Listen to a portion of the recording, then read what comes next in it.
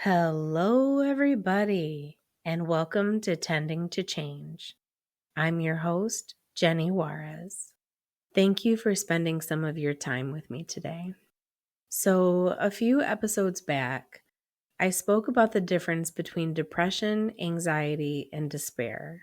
And I shared about how to encounter despair is to encounter our fundamental helplessness as human beings.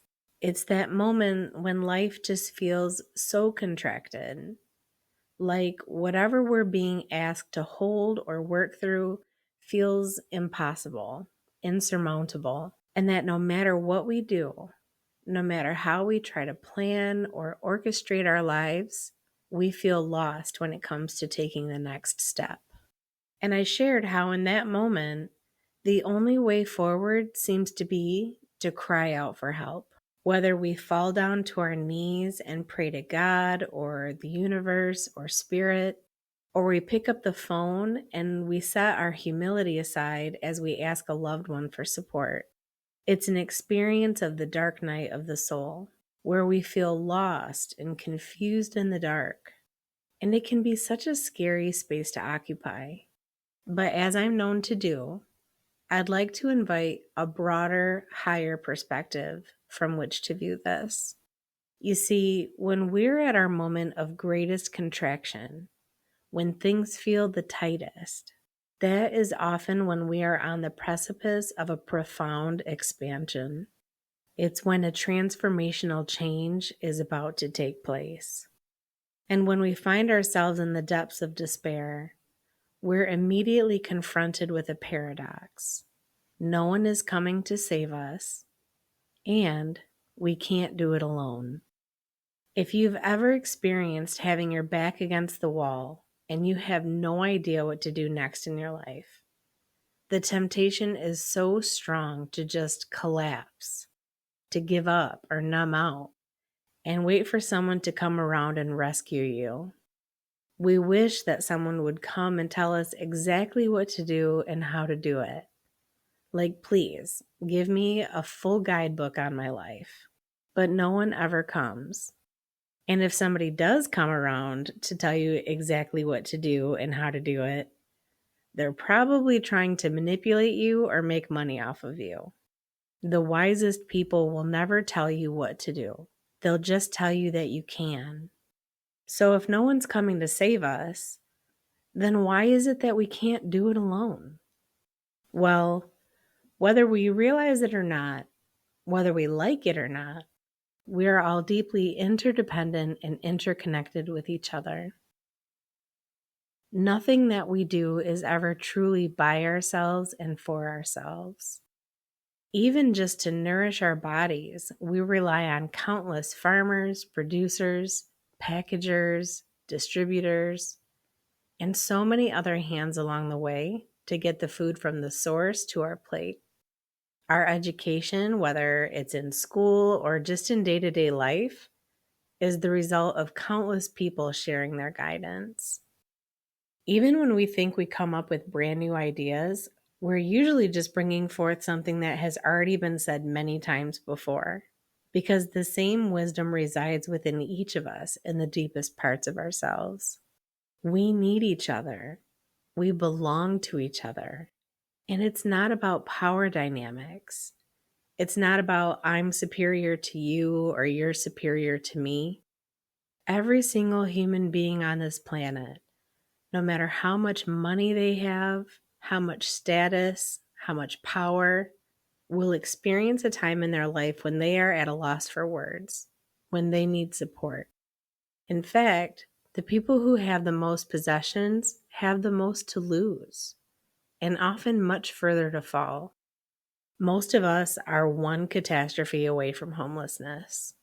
This life is so fragile, so brief.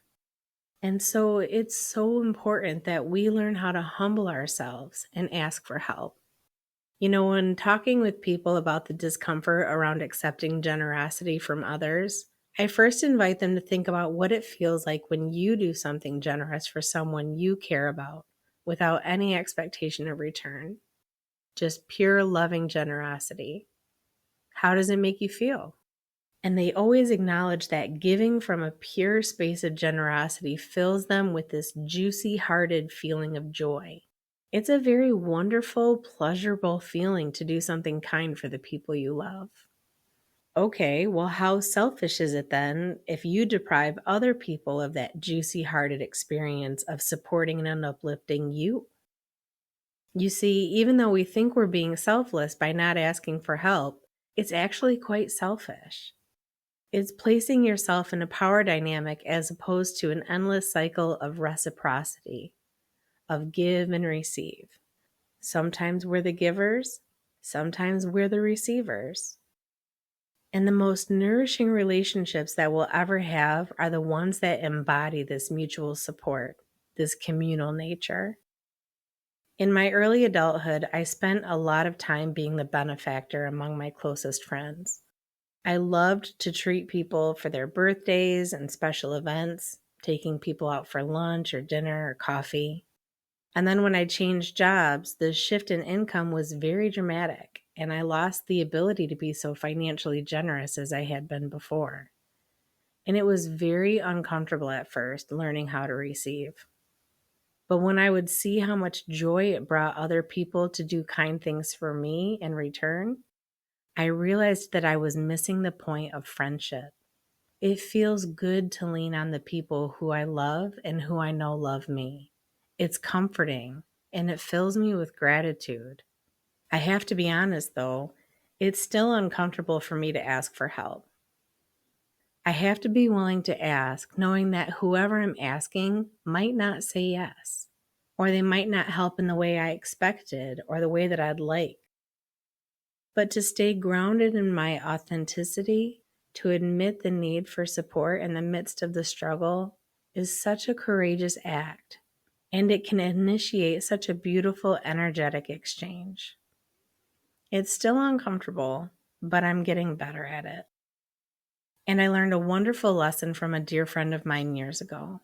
I was just kind of feeling like my life was unraveling, and I was having a hard time getting traction on my day-to-day responsibilities.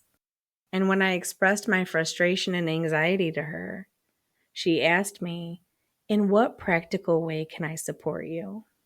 I valued the immediacy of her question and the way it forced me to honestly ask myself, what is it that I need from someone else? You see, it's so common and familiar for us to say, "Let me know if there's anything I can do to help."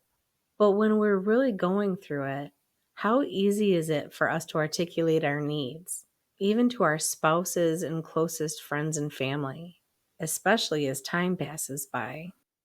We're more likely to brush it off, say thank you, and just keep taking care of ourselves, even if it feels impossible. So when she confronted me with this sincere offer of support, I considered it for a moment, and then I told her that I could use a hand with some meal prep for the week. I knew that having meats pre-cooked and fruits and veggies pre-chopped would make it less stressful to make dinner for my family throughout the week.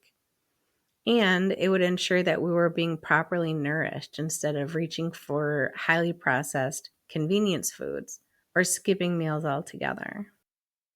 She showed up at my house that Sunday, and she graciously helped me for about 3 hours. She wouldn't let me feed her like I normally would when she'd visit, and she left as soon as the work was done. It was such a touching display of friendship and kindness, and I'm never going to forget it. And this is what I mean by the paradox of no one coming to rescue us and us needing to ask for help. Everyone you've ever met has endured suffering. The longer we live, the more likely we are to experience loss, injury, illness, sorrow, disappointment. We have all been touched by heartache and pain. But ignoring our pain and discomfort does not make it magically go away. We have to be brave enough to claim it, to acknowledge it, and take responsibility for it, and do something to alleviate it, even if it's not our fault. We cannot blame other people or expect someone else to fix it for us. I mean, we can, but it's useless. Go ahead, try. You'll notice very quickly that blame does not get you very far. It does not solve problems, In fact, it just locks us up into our despair even further. So I'm learning not to feel sorry for myself when life presents unexpected difficulties, because I know that I'm not alone. And when my turn comes around to experience these hard moments, it's not a personal attack or failing. It's just a part of life. And by admitting my struggles to the people closest to me, I not only deepen our relationship by inviting more trust, more authenticity, more intimacy into it, I also have the opportunity to ask for and receive support. And hopefully, my willingness to be vulnerable will encourage them to admit their pain when they find themselves in a difficult situation down the road. And I can offer back that same love and compassion in return. So if you feel like you've had enough, you're tired of this, and you don't know what to do next, I would encourage you to consider asking for help. And then understand that help will oftentimes come to you in surprising ways. As my teacher Ram Dass would say, learn to see everyone as God in drag. There are angels in disguise. So when a sincere offer of support comes along, no strings attached, be brave enough to just say yes. Because if you wish for your life to change, you must be willing to let life change you. You have to be willing to try a different way. You've got this, and I've got you. We have each other. So let's end today with a practice of breathing into the heart space. So taking a comfortable seat, as we always do, belly slightly toned, as you lengthen and elongate the spine down through the sitting bones and up through the crown of the head. We locate the inner heart 8 finger widths below the U-shaped bone at the base of your throat, just behind the breastbone. Now imagine a plumb line dropping from just behind your nostrils into the middle of your chest, behind this spot on the breastbone. Gently closing the eyes if you haven't already, welcoming the breath. Letting the breath flow in and out to that space. Feeling and sensing the energy there in the inner body. The breath comes in through the nostrils, down into the heart space. Your exhale originating in the heart space, coming up through the nostrils. In and out, one breath after the other. Just feeling and visualizing the breath going into the heart, flowing out from the heart. Continue this practice for 3 more rounds of breath.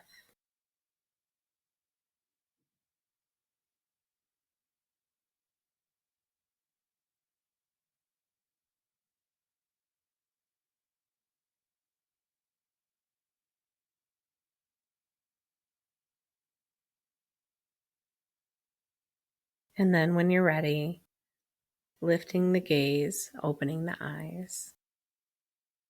I'll leave you today with a quote that is attributed to the Buddha. You yourself, as much as anybody in the entire universe, deserve your love and affection. You deserve the same love and care that you offer out to the people in your life. And it's okay to need and ask for help. It is not a weakness. It's a shared aspect of our humanity. And honoring that vulnerability is what brings us closer together, and it strengthens us. We are so much more powerful when we work together, understanding that each of us will go through times in our lives where we are the giver and the receiver, in this endless loop of mutual, loving reciprocity. Thank you so much for joining me today. It means a lot to me that you share your precious time with me. May you feel supported. May you feel loved. May you feel safe. And until we connect again, have a wonderful rest of your day.